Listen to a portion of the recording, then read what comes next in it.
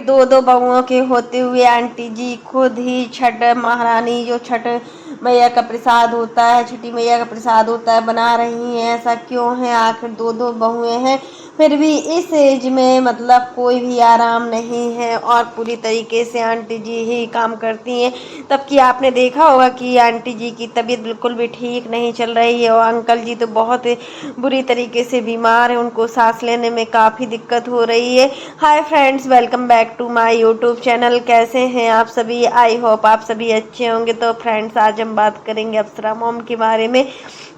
आखिर मतलब क्या होता है इस एज में इतना बहुएं, जब तक किसी की भी बहू हो अपने मायके में रहती हैं तो बहुत अच्छी तरीके से रहती है, बट ससुराल आती है कौन सा रंग दिखाने लगती हैं, ये तो कुछ समझ में नहीं आता है। ये तो हर घर की कहानी होती कि जब तक कि उनकी शादी नहीं होती है और मायके में रहती है। आखिर अगर शादी भी हो जाती है ना तो उसके बाद भी आप लोग देखिएगा, मतलब लड़की मायके जाती है तो एकदम डरी डरी सहमी सहमी सी रहती है और वही लड़की ससुराल आकर अपना रंग दिखाना स्टार्ट कर देती है। आखिर क्या हो जाता है इनकी ऐसी, मतलब कुछ बोल ही नहीं सकते कि ससुराल में क्या है क्या नहीं। सास को डरा कर रखना ही बहू का काम है क्या? हर सास को दबना ही होता है। अधिकतर घरों में तो ऐसा देखा ही जाता है कि सास बिल्कुल नजरें झुका कर ही रहती है, डरी डरी से रहती है।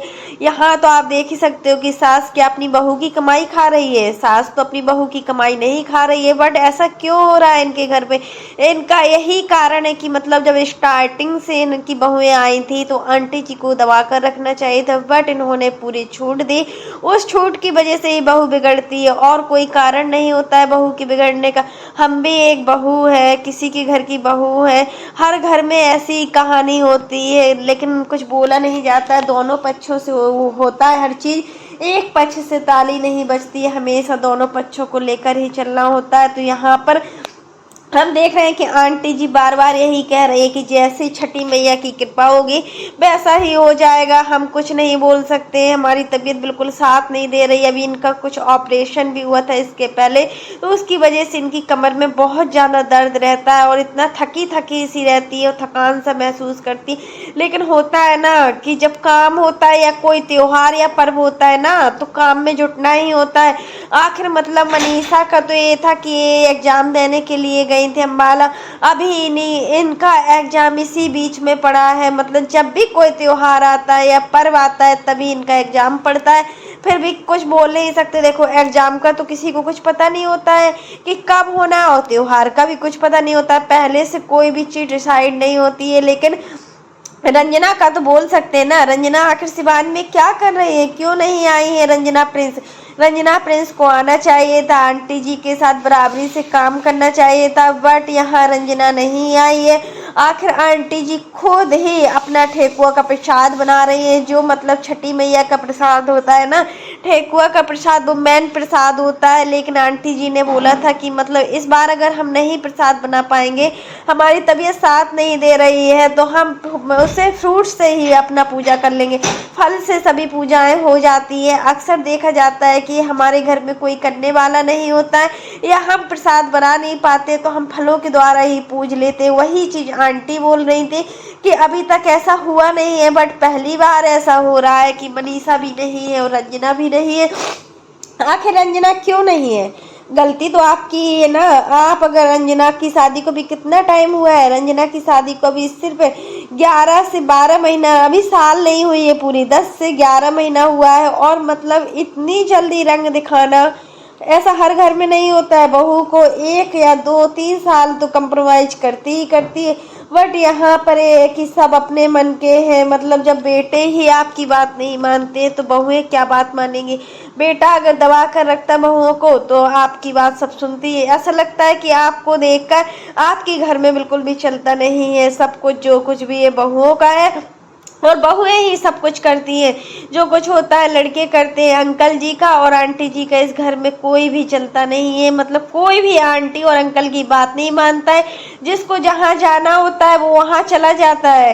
अब देखिए पूरे घर में एक तो आंटी जी की गलती है कि उनको गांव जाना ही नहीं चाहिए था। जब उनको पता था कि कोई करने वाला नहीं है गांव में तो आप क्यों चली गई? आप तो बोल रही थी गांव में इतने सारे लोग हैं, देवर के बच्चे हैं, देवरानी के बच्चे हैं, यहाँ तक कि सारे बच्चे मेरा काम करते हैं, तो फिर मतलब अब क्यों नहीं आया कोई? आपकी एक देवरानी है जो पहली बार छठ का व्रत कर रही है, पूजा कर रही है, वो अपने मायके से उठाएंगी, और दूसरी वाली जो देवरानी है वो आपके साथ पूजा नहीं कर रही है, वो अपने घर में खुद अलग पूजा कर रही है। तो एक कैसा वो है, अगर आपको पहले पता होता ना ये सब तो आप नहीं आती, बट आप आई और आपने भी बोला है कि अगली बार से हम छठी मैया की जो पूजा करेंगे वो हम वहीं करेंगे सिवान में रहकर। यहाँ पर आने के बाद बहुत ज़्यादा परेशान हो गए। अगर आप सिवान में ये पूजा करती ना तो सच में आंटी जी अब आप इतना परेशान नहीं होती, क्योंकि वहाँ पर रंजना कुछ तो करती। अगर रंजना को वैसे भी सब कुछ करना चाहिए तब पता नहीं किस टाइप की बहू है कि कुछ काम ही नहीं करती है। मतलब सास काम में जुटी है, सास पूरा काम कर रही है बट बहू आराम से आराम कर रही है, काम भी नहीं है। मतलब यहाँ देखिए त्योहार होता है या कोई पर्व होता है ना तो हमें पूरे दिन टाइम नहीं मिलता है, उसी में हम दिन भर लगे होते हैं, इतनी सारी व्यवस्थाएं करनी होती। फिर छठी माता का जो व्रत होता है ना उसमें बहुत ज़्यादा व्यवस्था करनी होती है और काफ़ी लोगों की ज़रूरत भी पड़ती है। बट यहाँ पर प्रिंस और रंजना को आ जाना चाहिए था, उनको अपने मन से तो सोचना चाहिए था कि मेरी माँ अकेले और बीमार भी है। मतलब अभी देखिए दीपावली के पहले भी इनको कितनी तेज जुकाम हो गया, तो उस वजह से इनकी तबीयत काफ़ी बिगड़ गई थी। और अब अंकल जी की तबीयत है तो उनको सांस लेने में बहुत ज़्यादा प्रॉब्लम हो रही है, क्योंकि आप लोग समझ ही सकते हैं कि दीपावली के बाद जो मौसम होता है ना बहुत ज़्यादा चेंज होता है। इस मौसम के चेंज होने से शरीर में बहुत सारी दिक्कतें होती हैं और एज का भी फर्क पड़ता है। जब हमारी एज हो जाती है ना 50 के ऊपर तो हमारे शरीर में बहुत सारी तकलीफें स्टार्ट हो जाती है, और मतलब फिर हमारा शरीर उतना काम नहीं करता है जितना काम हमारा शरीर नई एज में करता है। यहाँ पर आपकी अभी नई बहू तो बिल्कुल नई एज की है, उसकी एज क्या है 21 से 22 साल भी होगी, 21 से ज़्यादा नहीं। अंशु की एज की है बट अभी काम करना नहीं जान रही है। तब कि आप अंशु को देख रहे हैं कि मतलब वो पूरा काम कर रही है, सब कुछ कर रही है, हर चीज़ मैनेज कर रही है, समय के साथ बदल रही है। तो फिर आपकी बहू क्यों नहीं बदल सकती है?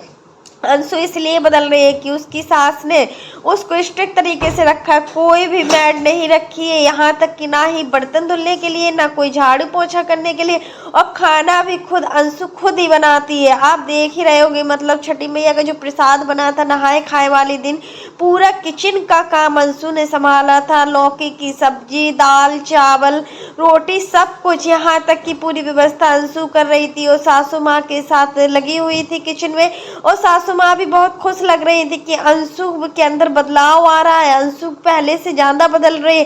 तो इन सभी का कारण है कि अगर हम अपनी बहुओं को ज़रूरत से ज़्यादा सुख सुविधाएं दे देते हैं ना तो बहुएं भी आराम के लायक होती हैं, वो आराम करना ही जानती हैं, वो और कुछ काम करना नहीं जानती हैं।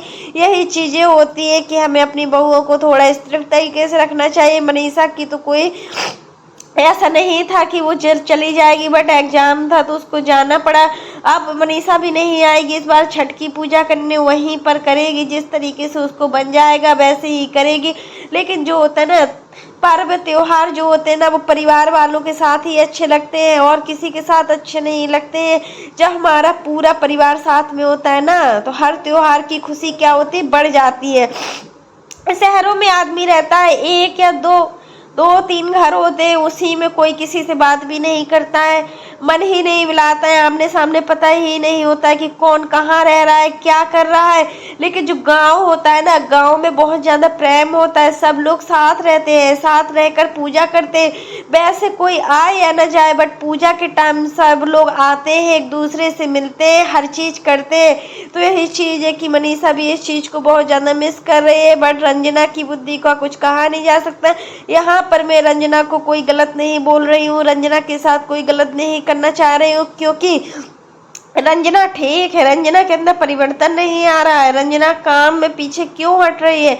वही डेली का दाल चावल सब्जी रोटी तो हर कोई बना लेता है, त्योहार के साथ हर किसी क्या काम होता है उसके अकॉर्डिंग ही बदलना होता है। तो फ्रेंड्स कैसा लगा आपको मेरा वीडियो पसंद आए तो लाइक कर देना, और अगर आप चैनल पर न्यू हो तो चैनल को सब्सक्राइब करना ना भूलना। फिर मिलते हैं नेक्स्ट वीडियो में, तब तक के लिए बाय, टेक केयर। और इसी प्रकार की नई नई वीडियो को देखने के लिए आप मेरे चैनल पर बने रहिएगा और मेरे चैनल को ज़्यादा से ज़्यादा सपोर्ट कीजिएगा।